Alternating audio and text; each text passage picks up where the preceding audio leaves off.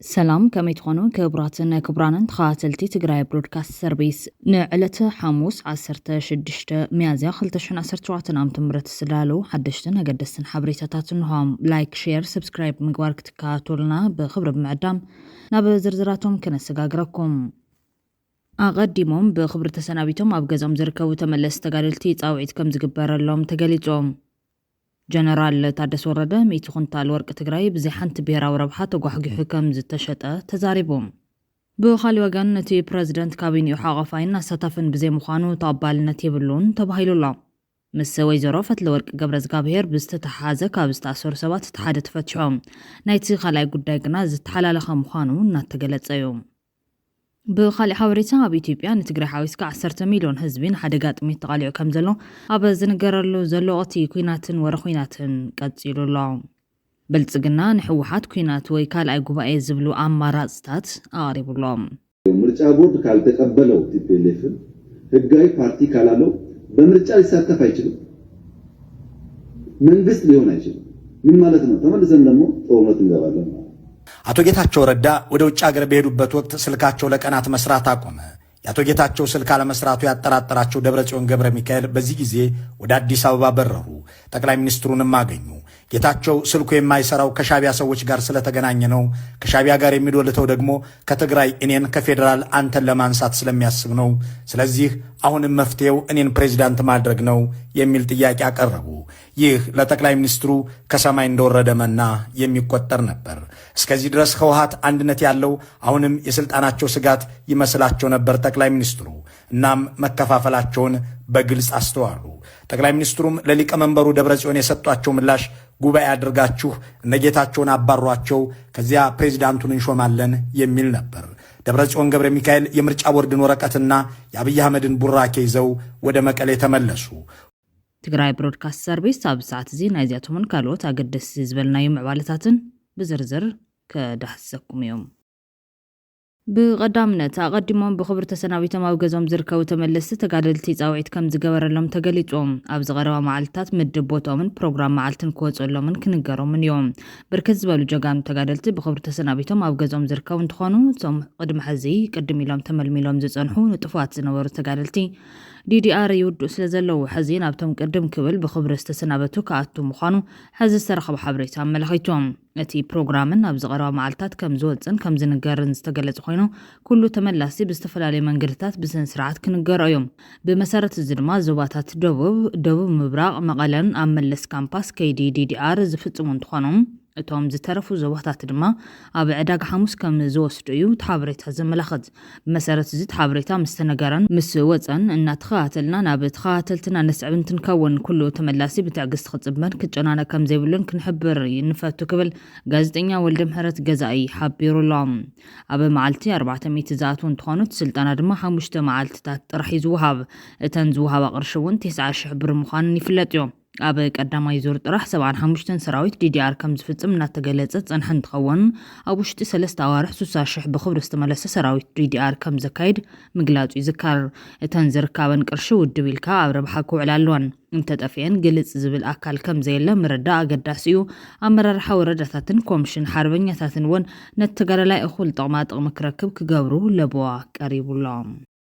ብኻሊ ወገን ኣብ ፖለቲካ ትግራይ ዝተለመደ ጠቐነም ሕሜታን መጸለምታን ተሪፉ ፊት ንፊት ክትተባባዕ ዘለዎ ጉዳይ ምዃኑ ተሓቢሮም። ኣብ ዝሓለፈ ዓመታት ጠንቂ ምብትታን ሓይሊ ትግራይ ኮይኑ ዝጸንሐ ሕሜታ መጠቕቓዕ ጠቐነን መጸለምታን ንትግራይ ናብ ሓደጋ ከተመርሕ ዝገበረ ኮይኖም ኣብ መንጎ ሚኪራያን ዶክተር ሃይሊ ኣረፋይነን ተጀሚሩ ዘሎ ፊት ንፊት ክትዕግን ክትተባባዕ ዝግብኦ ምዃኑ ተገሊጹሎም። No, ወንጀል ክስረብ ከለ ጥራሕ ሓዝምበር ኣነ ኮይ ካሊ ይወልኩን ዘይወልኩዎ ክንግዛዕ ዝኾነ ወንጀል እዚ ተቆሪጹ ናብ ካሊ ይኸድሞ ካሊ ዝፈጥር ዛሬ ጌታቸው ዝበልካና ሕጂ ቪዲዮ ስሪድለኝ ራነ ሰሚያ ነሬ ታብዕራ ገለት ዝላ ዘሎ ማለት እዩ ኣቅርባ እንደው ኣዛርባ ሶዚታት ኣይወልኩዎን ትብዕራይ ኣነ ሓተላ ከም ዝለመደ ብዕራይ የዝብል ዘይርዳን ተኮይኑ ምስላፍ ዘይገጽ ከም የዝብል አይ ቻሌንጅ ብስልጣን ህረፍ ሰልጠነ ኣቅርባ أغربه أنا كل جزء حنت جزء راح يكون أقرب خنبعرا يكون هذا جزء راح يكون عالم كان صراحة فتسامي كان نايح واحد في صحبة حلافنا ترى ما أخلاقهم يتوريدهم هذا بعراي هذا إنسسا نعم قتلنا كم تيمون إنسسا نعم باش تقريب كاي يصدق كله رجحيت اندابلن حزبي هاي قبركم زل برجحيت رايو قرب حزب زربا يقصل هاي تقصلن انا حتى ناتك زربا بصور راديكالي بطعم حدقينا نسخا انت حرد ستاندرد فرطر خوينكا وي زقد سكان تخوي اركايف باي ذا وي زخصص يخا تقبر زلخا حق انتليو مالتي اب تግራይ ቫይለንስ ኢንሳይት ኣብ ምግባር ፐርሰናል ከይተረፈና ጽራሕካ ተዛርካ ሚኪዝ ኢሉ ዝብል እንተሊ ክሰሰን አይ ዊል አንሰር ንጻድቃን ብድዲት ማድ ቁርዲድ ገይርካዮ ወይ ድማ ቁማል ገይርካዮ አይ ወልኩን ሓደ ባይ ዘ ወይ ዳሃሳ አጀንዳ እንዳወጣና እንዳለና ሰው ይልሪናል ይወደድ ጻድቃን ዝባል ቁርዲድ ድዲትስ ነስኒስኩም ካሊስ ገይርኩም ክተውርድዎ ክትኩልሎ እዚ ትኾን ዘሎ ንጻድቃን ዳዓቶም ምቕታል ዲያብኩም ይዝሎም ንምንታይ ኮምቶ እንዳላ ዲኹም ይዝሎም ባሕፅር እዩ ወይ ታይ ጉዱ ትግራዋይ ኮ ጨካን ምዃኑ ንዓቶም ብጥረብጥረ ተዘብሎም ሒዱ ትግራይ ሓደ ቆላ ሒዝ መጻ ዝዋጋ ሰበይቶ ኣይበትረኸበን ነይሩ ምስ ወይዘሮ ፈትለወርቅ ገብረዝጋብሔር ብዝተተሓዘም ካብ ዝተኣሰሩ ሰባት እቲ ሓደ ተፈቲሑሎም ልዕሊ 2800 መኻይን ካብ ኢድ ዝሓዝውን ኣካላት ዝመለሰ ሓላፊ ቢሮ ትራንስፖርትን መጓዓዝያን ታደለ መንግስቱ ዋናታ ናይቲ በዓል መዚ መንገድታት ኢትዮጵያ ዝኾነት ኣብ ኢድ ሓላፊት ቤት ጽሕፈት ህወሓት ወይዘሮ ፈትለወርቅ ገብረዝጋብሔር ሞንጆሪኖ ዝጸንሐት መኪና ኣይንህብን ስለ ዝተባሃለ እዩ ተኣሲሩ ነይሮም ቢሮ መጓዓዝያ ትግራይ ካብ ቢሮ ዋና ቤት ጽሕፈት ህወሓት ብርክት ዝበላ መኻይን ብሕጊ ከም ዘምለሰን እተን ሓላፊት ቤት ጽሕፈት ህወሓት ወይዘሮ ፈትለወርቅ ገብረዝጋብሔር ክትቀማላ ዝጸንሐ መኪና ግና ነቲ ሓላፊ ከም ክእሰር ከም ዝገበረት ይፍለጥ እዮም ዝተኣሰር ኩሉ ምኽንያት ፖለቲካዊ እዩ ኢሉ ንዝኣምን ሓላፊ ቢሮ መጓዓዝያ ትግራይ ኣይተሳደለ መንግስቶም ኣብ መወዳእታ ወይዘሮ ፈትለወርቅ ገብረዝጋብሔር መኪናን ረኪበን ንሱ ከም ዝተፈትሐ ተገሊጹሎም ታደለ መንግስቱ ብሰንካ ምግዳል ዝተወቅዖ ከቢድ ውቃዕ ኣብ ምድቃስን ምንቅስቃስን ልዑል ፀገም ስለ ዘለዎም ነዚ ብዝሕግዝን ስርዓት ፍትሐ ብሔር ቁፅሪ 334 ፍትሒ ንምርካብ ውሳነ ፕረዚደንት ቤት ፍርዲ ዞባ መቐለ ተፅቢት ዝግበረሉ እኳ እንተነበረ ይኹን እምበር እቲ ፕረዚደንት ነቲ ውሳነ ንምውሳን ፈቃደኛ ብዘይምዃኑ ታደለ መንግስቱ ከይተፈትሐ ንሽዱሽተ ኣዋርሕ ዘፍርድ ቅፅዓት ክፅበዩ ተገዲዱ ነይሮም ኣብ መወዳእታ ግና ኣብ ተደጋጋሚ ደብዳቤ ተጻሒፉ ክትምለስ ዘይካለት መኪና ድሕሪ ከቢድ ፀቕጥታት ናብ ኢድ ፖሊስ ምስ ተረከበት ዝተፈትሐ ታደለ መንግስቱ ንህዝቢ ምስጋና ኣቕሪቡሎም ህዝቢ እዩ ዝፈትሕ ኣይትቕበጾም ህዝቢ ፍትሓዊ እንተኾይኑ ናይ 6 ወርሒ ፍትሒ ዘይፍትሓዊ ፍርዲ ኣብ 6 ሰዓት ፍትሒ ክብ ከም ዝኽእል እዩ ኣምሂሮም ንልዕሊ ዝግበአኒ ክብሪ ዝሃበኒ መላእ ህዝቢ ትግራይ ብፍላይ ድማ ንመንእሰይ ትግራይ ካብ ልቢ የመስገን መንእሰይ ትግራይ ሓዝውን ኣብ ጎነ ኮይንካ ኩሉ ዝከኣለኩም ዝገበርኩም ኣብ ትግራይን ካብ ትግራይ ወጻኹምኩም ድምፅን ዝኾንኩም ኣካላት ኩልኹም ከመስግነኩም ቃላት ስለ ዝሓጽረኒ ውዕለትኹም ንምኽፋል ፈጣሪ ሙሉእ ጥዕናን ዕድመን ይሃብኩም ጥራሕ እዩ ቃለይ ዝብል መልእኽቲ ኣመሓላሊፉሎም ማሰርት ሓላፊ ከቢድ ተቃውሞ ኣልዒሉ ነይሩ እዮም ዶክተር ኣጽብሃ ገብረዝጋብሔር ሓላፊ ቢሮ ባህልን ቱሪዝምን ካብቶም ተቃውሞ ዘስምዑ ሰባት ሓደ ኮይኖም ጉቦ ሕክምና ዘይረኸበ ተጋዳላይ ምእሳር ጉቦ ኣይኮነን ተሽከርካሪ ናብ በዓል ንብረት ይመለስ ኢልካ ምእዛዝ እምበር ምፍጻም ናቱን ናይ ትካሉን ስራሕ ኣይኮነን ትግራይ ካብ ትውረር ኣነ ተሰውየ ከድሕና ኢሉ ተቓሽሖም ከቢድ መቕሰልቲ በፂሕዎ ብሂወት ዝተረፈ ዝግቦ ሕክምናን ከይረኸበ ስቃዩ ክኢሉ ኣብ ዳግመ ሕወት ትግራይ ምግዳል ቁፅሪ 2 ጉቦ ዝፍጽም ዘሎ መንእሰይ ምእሳር ስምዒት ብዙሓት ዝጎድእ ናይ ዓዲ ፍቕሪ ናብ ሓደጋ ዝውድቕ ፍጻመ ክብል ተቃይሙ ነይሩ እዮም ተጋዳላይ ታደለ መንግስቱ ሃይለ ከቢድ ናይ መትኒ ጉዳት ዘለዎ ሓላፊ ኮይኑ ናብ ወፃ ኸይዱ ንክሕከም ትፈቀደ ደብዳቤ ፕረዚደንት ነበር ጌታቸው ረዳ ከይፈርማም ኣብ ጠረጴዛ ገዲፍዋ ኸይዶም ጀነራል ታደሰ ወረደ ኣብ ቀረባ መዓልታት ከም ዝፍርመሉ ነጊርዎ ከም ዝነበረ ገሊጹ ምንባሩ ይንገር ኣብ ክንዲ ሕክምና ተኣሲሩ ዝብል ዜና ምዝርግሑ ንብዙሓት ዝሰንብድ ኮይኑ ነይሩ እዮም ኣይተ ጌታቸው ረዳ ንትፍጻመ ካብ ዝተቃወሙ ሰባት ሓደ ኮይኖም ታደለ መንግስቱ ተኣሲሩ ዝብል ዜና ፍትሐ ብሔር ወይ ድማ ብገበን ብዝብል ኣካዳሚያዊ ሞገት ንምብርራ ምፍታን ኣብ ትግራይ ዝነበረን ዘሎን ማሕበራዊ ፀገም ዝፈጠረ ሓይሊ ኣንጻሩ ዝተሰለፉ ዝመስልዎ ወገናት ንምንብርካኽ ዝኸደሉ ርሕቀት ዘይምርዳእ ጥራሕ እዮም ኣብ ኢድ ሸፋቱ ዘላ መኪና ኣብ ኢድ ፈትለ ዘላ ጥራሕ ዝመስሎ እንተሎ ጌጋ እዮም ዳርጋ ኩሉ ኣመራርሓ ውድብ እየ ዝብል ኩሉ ናይ ውልቀስ ሲሆን ናይ ገበርቲ ሰናያት መኪና ሒዙ ኣብ ከተማታት ዝሸፈተ እዩ ፖሊስ ደው ከብል ኣብ ዝፍትንሉ እተን መኻይን ናብ ሓወልቲ ሰማዕታት እየን ዕቑባ ዝኣትዋ ጎንፅን ክልዓል እዮም ታደለ ኣብ ስታት ዝገጠሞ ተደጋጋሚ ፈተናታት ኣነ እውን ይፈልጥ እየ ክብል ዝኸሰሰ ኮይኖም ታደለ ጅግና ጥራሕ ዘይኮነስ ኣብ ካቢነ ጊዜያዊ ምሕዳር ካብ ዘሎ ኣባላት ብንእሽተይ ሃፍቲ ኣድማዕ ስራሕ ካብ ዝሰርሑ ውሕዳት ሰባት ሓደ እዩ መኪና ካብ ፈትለ ኣይሕደካን ብዝብል 6 ወርሒ ምፍራድ ናይ ዳይነት ነፃነት መግለፂ ጌርካ ምውሳድ ዕሽነት እዮም ኣብያተ ፍርዲ ናጻ ክኾኑ ይግባእ ማለትን ናጻ ኮይኖም ይወስኑ እዮም ምባልን ዝተፈላለዩ ነገራት እዮም። በዛ ኣጋጣሚ ኣንጻር ፕረዚደንትን ምክትል ቅትለት ንምፍጻም ኣብ ምድላው ዝተተሓዙ ተጠርጠርቲ ኣብ ሳልሳይ መዓልቲ ክሲ ንክቋረጽ መነመን ኣብ ቤት ፍርዲ ጽንዕቲ ከም ዝገበሩ እንፈልጥ ስለ ዘለና ኣብዚ ጉዳይ እውን እተን ኣእዳው ኣይህልዋን ኣይበሃልን ክብል እዩ ጽሒፉ ዘሎ። ኣይተ ጌታቸው ሓድሽ ዝመስል ክሲ ከቐርብ ዝፈተነ እኳ እንተኾነ እቲ ተግባር ግና ዝጸንሐዮ ዶክተር ጨርቆስ ገብረ ጊዮርጊስ ነቲ ዝጸንሐ ተመሳሳሊ ተግባር ከም ዝብመዋል የዘኻኽር። ቅድሚቲ ጆኖሳይዳዊ ኩናት ትግራይ በዝሒ ብዘለዎን ቪኤት ፓራዶን ኮብራን መኻይንያ እትልለ ነይራ። ካብ ኩለን ክልላት ብዝበለጸ ናይ ትግራይና በጀት ባተን ይህንኮት ነይሮም። ገሊአን ቪኤት ፕላቲኒየም ብርኪ ዝነበረን እየን። መደቀሲ ዓራት፣ ፍርጅ፣ ቴሌቪዥን፣ ቬንቲሌተር፣ ዋየርለስን ኣንቴና ዝተገጠመለን። ፈረስተ ኢድ ኪት፣ ቀልብኻ ዝህልም ሽታን ዶዶራንትን መሊአን ዝዛውና። ሕንቁቓት ሓለፍቲ ከከም ንቤት ጽሕፈት ሕወሓት ዝነበሮም ዝምድናን ሕሽክርናን በብብርኩ ስለ ዝተውሃቦም ፈቐዶ ናይት ክለብን ቤት ብልዕን ወዛሕ ይብሉለን ነይሮም። ገሊኦም ዝደለይዎ ሕብሪ ይለኽይዎን፣ ገሊኦም ምስ ኣንስቶም ይለዋወጥዎን፣ ጽጋቦም ዕውሉል የብል ነይሮም። ኩናት ምስ ተወልዐ ናብ በዓቲ ክወስድዎን ክብሉ ኣብይ ኣሕመድ ብመድፍዕን ድሮንን ኣንዲድዎን እተን ቪኤት ነተን ኮብራታትን ፒካፓትን ድማ ሻዕብያ ገፊፉ ናብ ኣስመራ ወሲድወን። እቶም ሸፋቱን ኣብ መቐለ ምስ ተመለሱ ቪኤት ዝረኣየ ዓይኑ ይብራህ ኮይኖም ገሊኦም ንኤንጂኦ ለሚኖም ዝለመድዎ ናይ ንጉሳት ናብራ ንምቕጻል ጻዕር ገይሮም። እቶም ዝተረፉ ድማ ብጉልበት ናብ ምምንዛዓት እዮም። ይሕፍር ይሕዝንዎን ብማል እቶም ህዝቢ ትግራይ ብጥሜትን ትረግፍ መኻይን ኣብ ምምንጣል ዝውዕሉ ሓለፍትን ንህዝቢ ዘለዎም ንዕቐትን ዘረደም እንሆ ኣብዚ ከቢድ ዘመን እውን እንተኾነ እቲ ነውሪ ቀፂሉሎም። ሓላፊ ብሰንኪ መኪና ተኣሲሩ ኣብ መወዳእታ ታደለ ዝተኣሰረላ መኪና ዝሓዛ ወይዘሮ ፈትለወርቂ ገብረዝጋብሔር ንምስሊና ጽቡቕ ኣይኮነን ናይ ፌደራል ስለ ዝኾነት መልስ ተባሂላ ብክንደይ ጸቕጢ ሓዘታ መኪና ተመሊሳላ። ምርካብ ዘይተርፍስ እዚ ኩሉ ገልታዕታ ንምንታይ ኣድለየ ዝብል እውን ኣስዒውሎ። ናይ ወይዘሮ ፈትለወርቂ ገብረዝጋብሔር ጉዳይ ግና በዚ ጠጠው ዝበለ ኣይኮነን። ምስአን ሽሙ ምስ ክልዓል ዝጸንሐ ኣይተ ሃይለ ሊባኖስ ኣብ ቀይዲ ከም ዝውዓለ ዝፍለጥ እዮም። እቲ ውልቀ ሰብ ብ13 ሚያዝያ 2017 ቋፅራ ገዝ ኣብ ቦሌ ዓለም ለኻዊ መዕርፎ ነፈርቲ ኣብ ትሕቲ ቀይዲ ፌደራል ፖሊስ ኢትዮጵያ ከም ዝውዓለ እዩ ተሰሚዑ ዘሎ። እዞም ክልተ ኣጀንዳታት ምስ ፌደራል ዝተተሓዙ ምስ ምዃኖም ምናልባት ብድሕሪት ካሊእ ሚስጥር ከይህልዎ ግን ጥርጣረታት እናተላዓለ እዮም።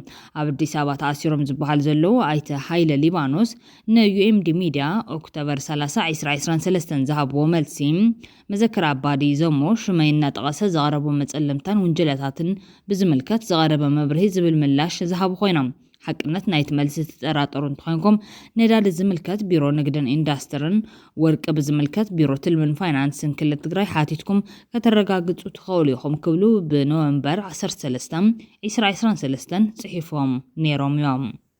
ጀነራል ታደሰ ወረደ 100 ኩንታል ወርቂ ትግራይ ብዝሓንቲ ብሄራዊ ረብሓ ተጓሕጊሑ ከም ዝተሸጠ ተዛሪቡ።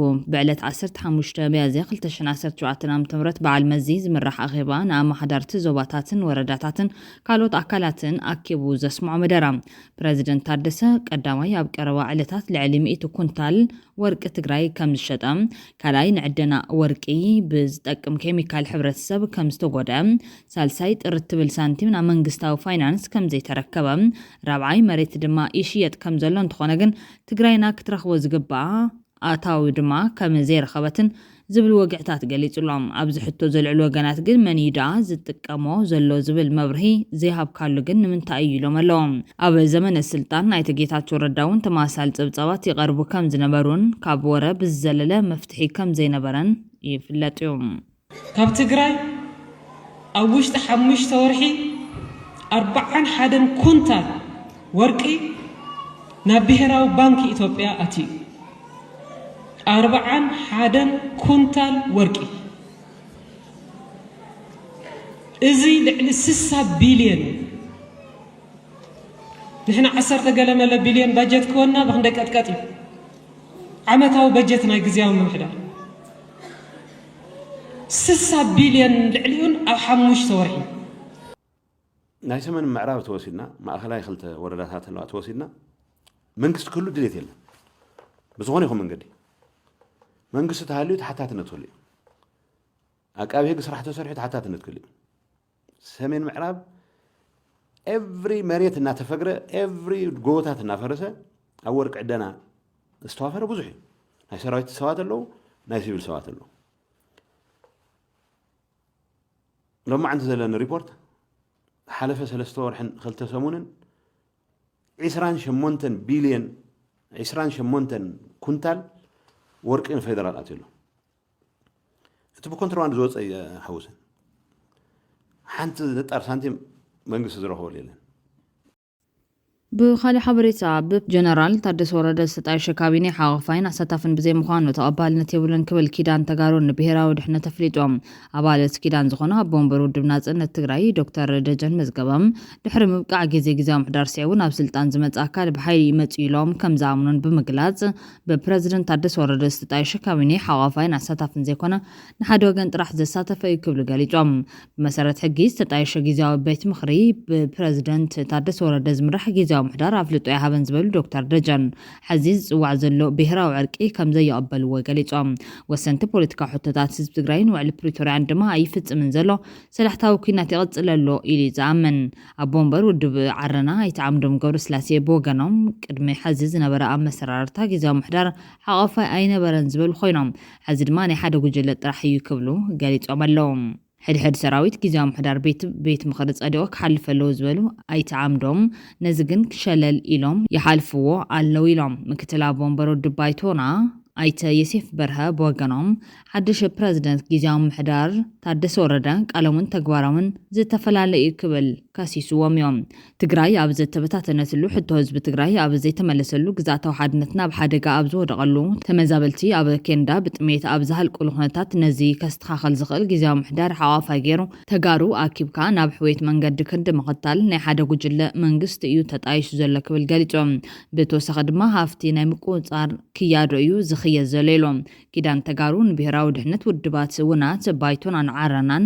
زتخاتتالو مخانو تفليتولوم تግራይ ብሮድካስት ሰርቪስ ምክትታል ትርከቡ ሕዝድ ማናብ ካሊ ሓበሬታ ተሰጋጊርና ኣብ ኢትዮጵያ ንትግራይ ሓዊስካ 10 ሚልዮን ህዝቢ ንሓደጋ ጥሜት ተቃሊዑ ከም ዘሎ ኣብ ዝንገረሉ ዘሎ ወቕቲ ኩናትን ወረኹናትን ቀፂሉሎም ሕወሓት ወይ ካልእ ጉባኤ ክካይድ ወይ ናብ ኩናት ከምርሕ ኣብ ዝብላ ኣማራፅታት ምንጥልጣሉ ድማ ዝቕፅሉ ግዜ ንምግማቱ ኣጸጋም ኮይኑሎም ኣብ ኢትዮጵያ ጥሜትን ብዋሕዲ ማእዛዊ ምግብታትን ናይ ዝጥቅዑ ሰባት በዝሒ እናዛየደ ይመጽእ ከም ዘሎ ውድብ ምግቢ ዓለም ኣጠንቂቑ እዮም እቲ ትካል ሕብራት ሃገራት ዝኾነ ትካል ኣብ ኢትዮጵያ ብሰንኪ ዝቕፅል ዘሎ ግጭታት ዞባዊ ዘይምርግጋዕ ምምዝባል ድርቅን ቁጠባዊ ንውፅን ብጥሜትን ዋሕዲ ማእዛዊ ምግብታትን ናይ ዝተጠቅዑ ሰባት በዝሒ ይውስኸሎም ህይወት ዘድሕን ህፁፅ ሓገዛት ከውሕዝ ከም ዘይከኣለ ዘመልከተ ውድብ 3.6 ሚልዮን ኢትዮጵያውያን መሰረታዊ ናይ ምግቢ ረድኤት ከይስእኑ ኣብ ሓደጋ ከም ዝርከቡ ኣስሚሩሎም ልዕሊ 650,000 ካብዚኣቶም ብዋሕዲ ማእዛዊ ምግብታት ዝተጠቅዑ ቆልዑን ደቂ ኣንስትዮን እዮም ኣብ ኢትዮጵያ ብደረጃ ሃገር 10 ሚልዮን ህዝቢ ሓደጋ ጥሜት ተቃሊዑ ከም ዘሎ እዩ ውድብ ምግቢ ዓለም ዘመልክት እቶም 3 ሚልዮን ካብዚኣቶም ብሰንኪ ግጭትን ሕማቕ ኩነታት ኣየርን ካብ መንባብሮኦም ዝተመዛበሉ ኮይኖም ብዝያዳ ዝተጠቅዓ ክልላት ኣምሓራ ትግራይ ኦሮሚያ ሶማልን ዓፋርን ምዃንን ንትጸብጻብ ይጠቅስ ነዚ ንጎኒ ዝገደፉ መራሕቲ ኢትዮጵያ ኮነ ትግራይ ግና ኣብ ናይ ፖለቲካ ጾታ እዮም ዝርከቦም ጽምዶ ትግራይ ምስ ሻዕብያ ዶ ምስ ብልጽግና ዝብል ንሕድሕድ ካትበታቲንካ መጻወት ጽላን ምዃን ዝዓለም ዝመስል ናይ ዓያሽ መንገዲ ኣብ ፖለቲካ ትግራይ ድማ ትዝሕዝን ይገብሮም ኣወል ስዒድ ዝተባሃለ ናይ ግደፍ ዘይወግዓዊ ነጋር ወረ ምስ ኣብ ትግራይ ዝርከቡ ገለ ነጥፍቲ ማሕበራዊ ሚድያ ዝኾኑ ደገፍቲ ሕወሓት ብኣካል ተራኺቡ መውግዑ ኣዘራራቢ ኮይኑ ቀንዮም ርግጽ እዩ ናይ ግደፍ ናይ ዓውታ ፕሮፓጋንዲስት ኣብቲ ሻዕብያ ደጋጊሙ ዘዕነዋ ዘናንበሳ ተራኺቦም ሓፂር ጻንሒት ገይሮም እዮም እቲ ዓድግራት ዝብል ናይ ኣይታንቲ ድምፂ ንመድባቱ ቅመም ክኾነ ዘእተወ እምበር ካብታ ዳርጋ ኣብ ትሕቲ ወታደራት ኤርትራ ትርከብ ከተማ ዘላንበሳ ናብታ ካልእ ክፋል ትግራይ ገጹ ኣይኣትወን ቁፅሩ ዘይነዓቅ ተወላዲ ትግራይን ኤርትራውያንን ተቃወምቲ ህግደፈን ነቲ ጽምዶ ኢሎም ዘንቀድዎ ዘይቅዱስ ጽምዳቶም ብሓደ ድምፂ ኮኒኖምዎ ጥራሕ ዘይኮነስ ሰራዊት ኤርትራ ኣብ ትሕልፍ ኩነት ኣብ ልዕሊ ሰላማውያን ተጋሩ ዝፈጸሞ ገፍዒ መመሊሱ ክዝንቶ ብምግባር ብኽሳራ ተዓጅቦ ዝቕፅል ዘሎ ሓሸውዮ እዩ እቲ ብየማነ ማንክስ ተጻሕፈ ፖለቲካዊ ተረኻት እናተገማድሐ ዘንብብ ከያኒ ኣወል ስዒድ ምናልባት ኣብ ቀረብ ኣዋናት ዱባይ ተረኺቡ ምስ ሓደ ወናን ተደናጋጽ ሚድያ እቲ ምስ ሻዕብያ ወጊን ዝበሃል ጉጅለ ዘካየዱ ዘይቅዱስ ጽምዶ ዘርጊሑ ሰርፕራይዝ ክገብረኩም ስለ ዝኽእል ብዙሕ ኣይተቕልብሉ ኢኹም ይብል ጸብጻብ ሊላይ ቲቪ ብኣብይ ኣሕመድ ገጽ ዝተኸልአ ናይ ዶክተር ደብረጽዮን ጉጅለም ኣብ ኣለሻ ጊዜያን ሓይልታት ተጸሚዱ እንከሎ ሻዕብያ ብብርሃን ፍጥነት ተቐቢልዎም ድሕሪ ውዕሊ ፕሪቶርያ ብሰንኪ ተኸሊፍና ኢሉ ዝጸዋዕ ፖለቲካዊ ዕላምኡ ምስ ኣብይ ኣሕመድ ዝነበረ ዝምድና የመና ዘንቆልቆለ ኢሳያስ ኣፈወርቂ መንገዲ ናይ ፖለቲካ ኣመኻሪኡ የማነ ማንከቢሉ ምስ ጌታቸው ረዳ ክራኸብ ጊዜ ኣይወሰደሉን ዝነበረ ኣማኻሪ ፖለቲካዊ ጉዳያት ኢሳያስ ኣይተ የማነ ማንኪ ፈለማን ጌታቸው ረዳ በዋትሳብ ክረኽቦን ከሎም ዓሙናኩ ክረኽበካ ይደልዩ ብዝበለ መሰረት ምስ ኢሳያስ አፈወርቂ ዝወከሎም ፖለቲከኛታት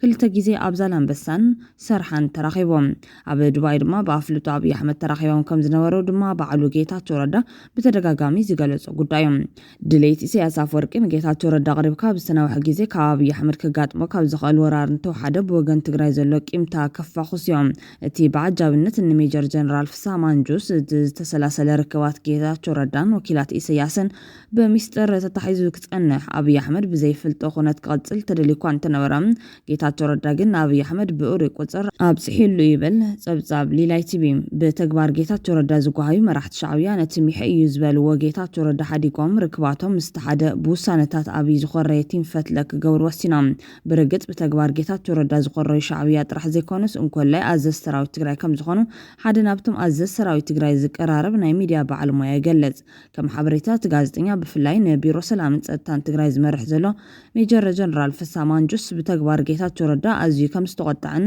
መራሒ ኢልና ሒዝናዮ ከድና ኣዋሪድና ከም ዝበለ ይጠቀስ لعلوت مراحت سراويت تግራይ ድሓር ኣብ ልዕሊ ጌታቸው ረዳ ዝወሰድዎ ስጉምታት መበገስዩ ካብዚ ክኸውን ዝኽእል ኮይኖም ኣብይ እውን ኣብታ ቁርጽዋን ኣብ ጎን ጌታቸው ረዳ ደው ኢሉ ክሳብ ናይ ሚኒስትርነት ሽመት ክህቦ ዝኽኣለ ኢሳያስ ኣብ ልዕሊኡ ዝኣልሞ ዝነበረ ወዲ ተሕሊፉ ስለ ዝሃቦ እዮም ሊላይ ቲቪ ነዚ ምዕባል ኣመልኪቱ ኣብ ዘርግሖ ጸብጻብ ኢሳያስ ኣፈወርቂ በቲ ምዕባይ ሓውን ፈትለ ወርቂ ገረዝ ጌር ዝኾነ ኣይተ ዳዊት ገብረዝጋብሔር ኣቢሉ ምስ ቲም ፈትለ ከም ዝራኸብ ምንጭታት ናይ ሕብሮም ዳዊት በዓል ሃብቲ ስለ ዝኾነ ንቸም ኣብ ዝዋን ጽምደ ዝብል ፖለቲካዊ ዲስኩር ጀሚሮም ዘለዉ ልኡኻት ሻዕብያን ህወሓትን መዋሊኦም ከም ዝኾነ ይንገርዮም ጽምዶ ዝብል ሓሸውየታት ምስ በዝሐ ገለ የዋሃት ሰባት ሰናይ ጎረቤትና ዶ ይጽላዩ ዝብልሎም ኣሽንኳይቲ ብሰንኪ ፖለቲካዊ ግርህነት ሃፀይ ዮሃንስን ፖለቲካዊ ጥበባት ሃፀይ ሚኒሊክን ኣብ ክልተ ተመቒሉ መዋሉ ዝዳመ ዘሎ ህዝቢ ትግራይ ትግርኛም ትግራዊ ምስ ቻይናውን አንታርክቲካውን ተራኺቡን ተተጸመደ ከስብን በረ ሓጢያት ይብሎን እንተኾነ ናይ ሃፀይ ሚኒሊክ ክፋት ናይ ባዕዳውያን ገዛት ተራኽን ተቐቢሎም ብዝያዳ ምስ ዝሰርሕን ዘፈጸመን ሻዕብያ ምስ ተባሃሉ ኩሉ ነገሩ ኣብ ጥፋት ትግራይ ዝነብር ጉጅለ ክጸምድ የምባል ግን ብሔራዊ ክህደትን ታሪኻዊ ገበንን እዮም ጸረ ረብሓታት ትግራይ ጥራሕ ዘይኮነስ ኣብ ጸለ ትግራይ ዝተመስረተ ኤርትራዊ ሃገራውነት ሰረት ከትሕዝ ላዕልን ታሕትን ምዝብል ሻዕብያ ሓቢረ ክሰርሕ የምባል ግን ብቁስሊ ኣማይ ተሻሕተወለት ትግራይ ቁማር ምጽዋት እዮም ኢሳያስ ምስ ቲም ፈትለ ክጸምድ ዝደል ዘሎ ካብ ወራር ኣብይ ኣሕመድ ንምድሓን እዮም ቲም ፈትለ ምስ ሻዕብያ ጽምዶ ዝመስረት ዘለውን ብኣብይ ኣሕመድ ዝሰኣኑ ስልጣን ክምልስ ይበል ከም ተወለዲ ክምስሉን ከለዉ ኣብ ዜዳስካይ ትልህዝብልዎ ምስኪናይ ተወላድ ትግራይን ኤርትራን ህወሓትን ሻዕብያን ዝፈጠርዎ ጽምዶ ኾነ ዝውልዕዎ ኩናት ዜዳስካ ስለ ዝኾነ ንነብስኻ ካብ ዝሓሸው የልጊስካ አንጻረቶም ንኣብይ ኣሕመድ ዘርዮም መፍጣርካ ክሳብ ዝጸልል ጨፍጨፉኻ ሻዕብያን መገልገልቶም ወታደራት ኤርትራን ክስለፍ ይዘዋጸካ እዚ ማለት ግን ምስቲ ትማሊ ኣብ ክባን ዕጽዋነት እዩ ብጥሜት ክትረግፍ ዝገበረካ ኣብይ ኣሕመድ እውን ተሰሊፍካ ባህጊ ወደብ ኣብይ ኣሕመድ ኣዕውት ማለት ኣይኮነን ጽምዶኻ ኣብ ክልተ ተኸፊሎም ምስቶም ትማሊ ጨፍጨፉኻ ሻዕብያን ብልጽግናን ተሓሽኪሮም ንንሕድሕድካ ከዋግኡኻ ምስ ዘንቅዱ ህወሓታውያን ዘይኮነስ ማእኸሉ ረብሓታት ትግራይ ምስ ዝገበረ ዝኾነ ይኹን ሓይሊ ክትገብር ይምረጽ ኢሉሎም ኢትዮ ፎረም ብወገኑ መወዳእታ ናይቲ ንክስረዝ ኣብ ጫፍ በፂሑ ዘሎ ውድብ ወይ ድማ ጉባኤ ደጊምካ ምክያድ ወይ ናብ ኩናት ምምራሕ ምዃኑ ጸብጺቡሎም ለዓላማቸው ታምነው ለዘመሩለት መስመራቸውን ወረው ሕይወታቸውን ለህዝብ ዓላማ የሰው ሺዎች የተከተሉት ድርጅት ዛሬም ከዚሁ ድርጅት ጋር ፖለቲካዊና ስሜታዊ ግንኙነት ያላቸው ብዙዎች በዚህ ደካማው የህወሓት አመራር ተስፋ ማድረግ ይችላሉ የሚለው ጥያቄ አጭሩ ምላሽ በፍጹም የሚል ለመሆኑ ማስረጃ ፍለጋ ባሳለፍነው ዓመት የተከናወነን ነገር ማስታወስ ይበጃል። መረጃውን ያጋሩንን የኦህዴድ ብልጽግና ቤተኞችን አመስግነን ስናቀርበው እንዲህ የሚል ነው። አቶ ጌታቸው ረዳ ወደ ውጭ ሀገር በሄዱበት ወቅት ስልካቸው ለቀናት መስራት አቆመ። የአቶ ጌታቸው ስልክ አለመስራቱ ያጠራጠራቸው ደብረጽዮን ገብረ ሚካኤል በዚህ ጊዜ ወደ አዲስ አበባ በረሩ። ጠቅላይ ሚኒስትሩንም አገኙ። ጌታቸው ስልኩ የማይሰራው ከሻቢያ ሰዎች ጋር ስለተገናኘ ነው። ከሻቢያ ጋር የሚዶልተው ደግሞ ከትግራይ እኔን ከፌደራል አንተን ለማንሳት ስለሚያስብ ነው። ስለዚህ አሁንም መፍትሄው እኔን ፕሬዝዳንት ማድረግ ነው የሚል ጥያቄ አቀረቡ። ይህ ለጠቅላይ ሚኒስትሩ ከሰማይ እንደወረደ መና የሚቆጠር ነበር። እስከዚህ ድረስ ህወሓት አንድነት ያለው አሁንም የስልጣናቸው ስጋት ይመስላቸው ነበር ጠቅላይ ሚኒስትሩ። እናም መከፋፈላቸውን በግልጽ አስተዋሉ። ጠቅላይ ሚኒስትሩም ለሊቀመንበሩ ደብረጽዮን የሰጧቸው ምላሽ ጉባኤ አድርጋችሁ እነጌታቸውን አባሯቸው፣ ከዚያ ፕሬዝዳንቱን እንሾማለን የሚል ነበር። ደብረጽዮን ገብረ ሚካኤል የምርጫ ቦርድን ወረቀትና የአብይ አህመድን ቡራኬ ይዘው ወደ መቀሌ ተመለሱ። ሆኖም ይዘውት የሄዱት የምርጫ ቦርድ ምስክር ወረቀት በሌሎች አመራሮች አልተወደደላቸውም። እሳቸው የታያቸው በጠቅላይ ሚኒስትሩ ቃል የተገባላቸው ፕሬዝዳንትነት እንጂ ይዘውት የሄዱት ሰርቲፊኬት መዘዝ አልነበረም። እናም ወረቀቱን ተቀብለው ከሄዱ በኋላ አንቀበለውም የሚል መግለጫ ወጡ። በዚህ ጊዜ ጭምር ጠቅላይ ሚኒስትሩ ከደብረጽዮን ጋር በሚያደርጓቸው የስልክ ንግግሮች ጉባኤውን በፍጥነት አካሂዱት የሚል መልእክት ላይ ያተኮረ ነበር። ጌታቸው ከሻቢያዎች ጋር ግንኙነት እንደሚያደርጉ አብይ ቢያውቁም ጥልቀቱን ግን አይረዱትም። በመሆኑም ፈሩ። ከዚያን ጊዜ ወዲህ ከኤርትራ ባለስልጣናት ጋር የሚደረግ ግንኙነትን አቁም ብለው ጌታቸውንም አስጠነቀቁ። ጌታቸውን በዚህ መልኩ ያስጠነቀቁት አብይ በጎን ደግሞ ደብረጽዮንን ቶሎ ጉባኤ አካሄዳችሁ እነ ጌታቸውን አባሩ እንጂ እያሉ ይወተውቱ ነበር። ሁኔታውን መጣደፍ ያስተዋሉት አቶ ጌታቸው ረዳ አንድ የውጭ ኃይል አይዟችሁ ብሏቸው ነው ብለው ሲናገሩ ብዙዎች ሻቢያን መስሏቸው ነበር። ሆኖም በወቅቱ ጌታቸው የውጭ አካል ሲሉ ከትግራይ ውጭ ያለው አብይ ማለታቸው እንደነበር ለእኛ ግልጽ ነበር። በአብይ ትዕዛዝ ደብረጽዮን ጉባኤ መጥራታቸውን ያስተዋሉት ሻቢያዎች ወደ ጌታቸው ረዳ እየደወሉ ምን እየሆነ ነው፣ ከቁጥጥር ውጭ እየወጣ ያለ ነገር እየታየ ነው ወዘተ እያሉ ሲጨቀጭቁት እንደነበር የስልክ ልውውጣቸው በእጃችን ላይ አለ። በዚህ መልኩ ህወሓትን ለሁለት የመሰንጠቁን ሴራ በብቃት የሰሩት አብይ የነ ደብረጽዮን ጉባኤ ተቀባይነት የሌለው ነው አስባሉ። ስልጣኑን ብቻ ያስተዋለው የደብረጽዮን ስብስብና ሴራውን በቅጡ መገንዘብ ያልቻለው የአቶ ጌታቸው ወገንም በየአቅጣጫው ህወሓትን የመሰረዙ ዋዜማ ላይ ያደረሰው በማለት ይተርካሉ። በዚህ መልኩ ስራም ሴራም የማይችለው ህወሓት አሁን በድጋሚ በምርጫ ቦርድ ሊሰረዝ ከአንድ ወር ያነሰ ጊዜ ቀርቶታል። ቦርዱ ከሰረዘው በኋላ ህወሓት ምርጫ አይወዳደርም፣ ምርጫ ልወዳደር ቢል ወደ ጦርነት እንገባለን ሲሉ ጠቅላይ ሚኒስትሩ ከተናገሩ አንድ ዓመት አልፏቸዋል። ለዚህ ጦረኛ ፖሊሲያቸው ምቹ የሆነውና አርቆ የሚያስብ መሪ የለኝም የሚለው ህወሓት በመሰረዝ አፋፍ ላይ ነውና ሌላ ጦርነት እንዳይመጣ ምን ይደረግ የሚለው መሰረታዊ ጥያቄ ነው። አስተያየታቸውን የሚናገሩ ሰዎች ህወሓት በቀሩት ቀናት ጉባኤውን እንደ አዲስ በማካሄድ የአብይ አህመድን የጦርነት ቆሌ መግፈፍ፣ በዚህም ያወገዛቸውንና ያባረራቸውን አባላቱን ጭምር ይቅርታ ጠይቆ ጉባኤውን ማድረግ፣ የትግራይን አንድነት ለመመለስ የሚያስችሉ ብዙ ስራዎችን መከወን፣ ለዚህ ሁሉ ውድቀት ምክንያት የሆነውንና ከ2010 ጀምሮ ድርጅቱን የመራውን የማዕከላዊ ኮሚቴም ሆነ የፖሊት ቢሮ አባል በአዲስ መተካት፣ በወንጀል እጠየቃለሁ በሚል ስጋት ስልጣን አለቅም ሲለከረመው አመራርም ለሰላምና ለህዝብ ሲባል በሰራው ወንጀል ያለመጠየቅ ዋስትና መስጠት የሚሉትን እንደ መፍትሄ ያስቀምጣሉ። ላይሰንሱን ጉባኤ ማካሄድ ያለው ባያደርግሳ እኔ ብፈልግም ባልፈልግም ዋጋ የለውም። ምርጫ ቦርድ ካልተቀበለው ቲፒኤልኤፍን ህጋዊ ፓርቲ ካላለው በምርጫ ሊሳተፍ አይችልም፣ መንግስት ሊሆን አይችልም። ምን ማለት ነው? ተመልሰን ደግሞ ጦርነት እንገባለን። ተመልሰን ጦርነት ከምንገባ ተመልሰን ጭቅጭቅ ውስጥ ከምንገባ ቀላል ነው። ዋናው አልቋል። ህግ ተበጅቷል፣ ተስማምተናል። የቀረች ጉዳይ አሟልቶ በህጋዊ መንገድ ጉባኤ አካሂዶ ፓርቲው መልሶ ወደ ፖለቲካ ስርዓት መመለስ ከሁሉ በላይ ቲፒኤልኤፍን፣ ከቲፒኤልኤፍ ቀጥሎ የትግራይ ህዝብን፣ ከዚያ ቀጥሎ ሁላችን ይጠቅመናል። የመጀመሪያ ተጠቃሚ ግን ቲፒኤልኤፍ ነው እና አውዱ ተመችቶ ሳለ ህግ ተመልሶ እያለ በሰላም መፍታት የሚያስችል ነገር እያለ ያን ወደ ጎን ትቶ መሄድ ጥሩ አይደለም። ለትግራይ ብቻ ሳይሆን አጠቃላይ ጥፋት ስለሚያመጣ አይሆፕ ቆም ብለው አይተው ወደ ሰላማዊ መንገድ ይሄዳሉ ተስፋ አደርጋለሁ። የዚያ መስመር ነው ኃይላችን ትውልድ አባላት፣ እነዚያ ህዝብ ነው ክንዳችን ያሉ ሰዎች ጥርት ያለ ፕሮግራም ቀርጸው ብቁ አመራርም ኖሯቸው ጉዟቸውን በድል ሲያጅቡ ኖረዋል። የአሁኑ ህወሓትስ ይህ መዝሙር የሚገባው ነው ወይ? በእርግጥስ ይህ ዳገት ላይ የቆመ ኃይል የማልወጣው ዳገት የለም ማለት ይቻለዋልን? ይህ መስመር የሌለው ስብስብ መስመር ነው ኃይላችን የሚያስችል ሞራል ሳለው ወይ የሚሉት መሰረታዊ ጥያቄዎች ናቸው። በህወሓት አመራር ታሪክ ውስጥ በህዝብ ላይ ይህንን እልቂት እንዲመጣ ያደረገ ሊቀመንበርና ፖሊት ቢሮ ተመዝግቦ ያውቅም። ድርጅቱ ከ1960ዎቹ መጨረሻ እስከ አሁን ድረስ ከ6 በላይ ሊቃነ መናብርት እንደነበሩት የራሱ ታሪክ ይናገራል። በደብረጽዮን ገብረ ሚካኤል እንደተመራው ህወሓት ያለ ግን በህዝብ ላይም ሆነ በራሱ ድርጅት ላይ እልቂትንና ቁልቁለትን ያመጣ የለም። በ17 ዓመቱ የትጥቅ ትግል ዘመን 60 ሺህ ገደማ ሰው ሕይወት እንደተከፈለ ተነግሯል። በሁለት ዓመቱ የወረራ ዘመን ግን 1 ሚሊዮን ህዝብ አልቋል። ይህ የገዳዮቹን ጭካኔና ለህዝብ ያላቸውን ጥላቻ መለያየቱን ብቻ የሚያሳይ አይደለም። የደርግና የኦህዴድ ብልጽግና የመግደልና የመጨፍጨፍ እንዲሁም የጭካኔ ደረጃ የአዲስ አበባና የሐራሪን ያህል የተራራቀ ነው። የአብይ አህመድ መንግሥት ከደርግ የባሰ የጭካኔ አገዛዝ የከፋ ጨፍጫፊ የተወለደውን ብቻ ሳይሆን የሚወለደውን ጭምር በጠላትነት ፈርጆ የተንቀሳቀሰ ዘመቻውም ከታሪክና ከህሊና እናጥፋ የሚል ሆኖ የተመዘገበ ነው። ጥያቄው ይህንን ዋጋ መቀነስ አይቻልም ነበር ወይ የሚለው ይሆናል። ነገሩን በዝርዝር እንመለከተዋለን። በጦርነቱ ዋዜማ በሚዲያ ላይ የማይደፈር የማይነካ መስሎ ይታይ የነበረውና በገሃዱ ዓለም ላይ የነበረው ህወሓት ሰማይና መሬት ነበሩ የሚሉ ሰዎች ደግሞ በቂ ዝግጅት አለመደረጉን ያነሳሉ። ጦርነቱ ሲጀመር በጠቅላላ የነበረው የክልሉ ልዩ ኃይል 9000 ብቻ እንደነበር ጀነራል ጻድቃን ጌታቸው ረዳና ሌሎች የክልሉ የቀድሞና የአሁን አመራሮች ሲናገሩ ተደምጠዋል። እነዚህን 9000 ወታደሮች በየስታዲየሙ እያዘዋወረ በቪዲዮ ሲቀርጽ የነበረው ህወሓት የአስመራው ህግደፍና የአዲስ አበባው ኦህዴድ እንዲሁም የንጨብጣታለን ሽፍቶች ጥምረታቸውንና ዝግጅታቸውን በስፋት እንዲቀጥሉበትና እንዲዘጋጁ በኋላ ላይም ሚሊዮን የትግራይን ህዝብና የኢትዮጵያ ልጆች እንዲገድሉ አድርጓል የሚለውን ብዙዎች ይስማማሉ።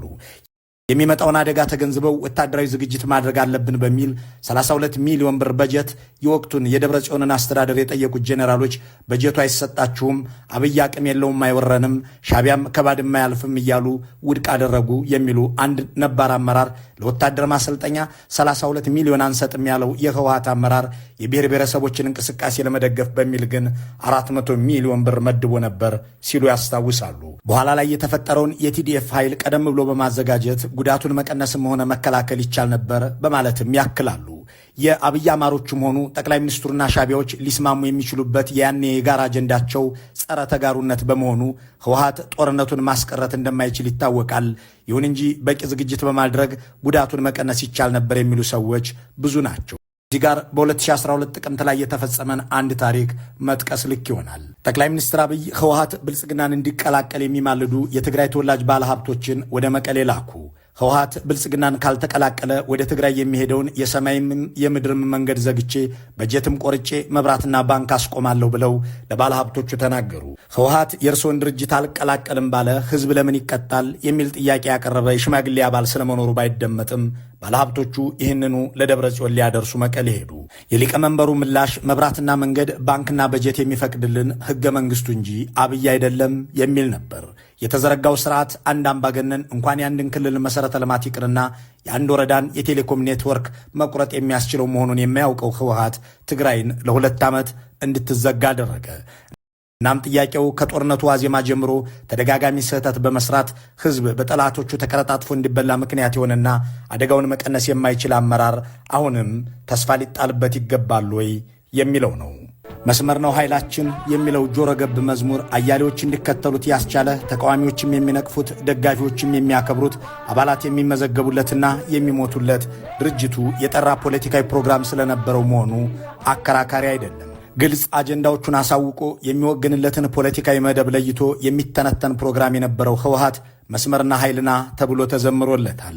የአሁኑ አመራር ድርጅቱን የሚያስተዳድርበት አባላቱን የሚመራበት ፖለቲካዊ ፕሮግራም እንደሌለው በይፋ አሳውቋል።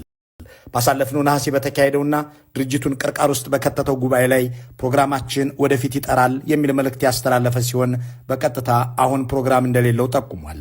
ይህ ፖለቲካዊ ፕሮግራም የሌለው ፖለቲካዊ ድርጅት ነኝ የሚል ስብስብ በእርግጥ መስመርና ኃይልና ብሎ ሊዘምር ሞራል አለውን የሚለው ጥያቄ በእርግጥ መሰረታዊ ነው። በዚህ አወዛጋቢ ጉባኤ በድጋሚ አመራር ሆኖ የወጣው የ2010 የህወሓት ሹማምንት ምን ዓላማ ሊያስፈጽም በምን ፕሮግራም ሊመራ መስመር የለኝም ግን ፖሊት ቢሮና ማዕከላዊ ኮሚቴንን እኔው ለያዘው አለ የሚለው ጥያቄ በፈገግታ የሚነሳ ነው። ደግሞስ እንኳን ለህዝቡ ለአባሎችና አመራሮቹ የማይሆን ድርጅት ህዝብና ኃይልና ብሎ ለመዘመር ይቻለዋል የሚለው ቀጥሎ የሚነሳ ጥያቄ ነው።